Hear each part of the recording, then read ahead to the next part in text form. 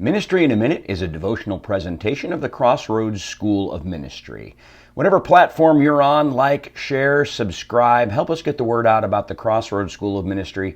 And if you are a ministry leader or church leader or someone called to vocational ministry and you need training, Crossroads School of Ministry can help. Check us out online at crossroadsom.org, the Crossroads School of Ministry. Hey everybody, Dr. Greco here. Listen, we've been working through 2 Samuel chapter 9 and really applying the concept of kindness to how we do ministry, how we minister to the people around us. I'm going to tell you something.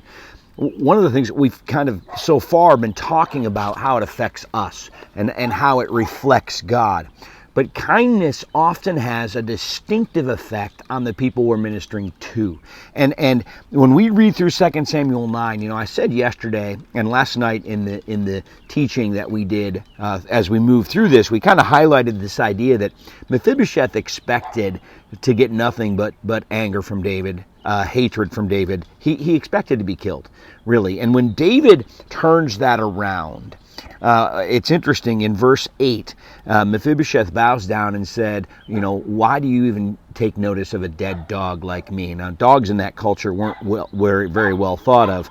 And Mephibosheth is basically saying, look, I'm worthless. Now, David didn't correct him. David didn't say, no, you're not worthless, you're great. He had already shown him so much kindness. He just let it out there, left that on the table, and reaffirmed that. But kind of, I think, gave Mephibosheth some space to work things out. See, I think one of the things we don't really consider when we talk about doing ministry and sharing kindness is that when people receive kindness when they expect something else, it's kind of confrontive. They have to do something with it. They have to consider it. They have to figure out why. It allows people space for them to work with God.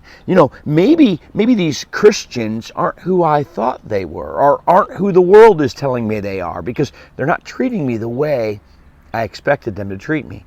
So yes, kindness is something that we should seek out, and yes, it's something we should purposely address the problems, and it leads to restoration and honor, but it also shakes people.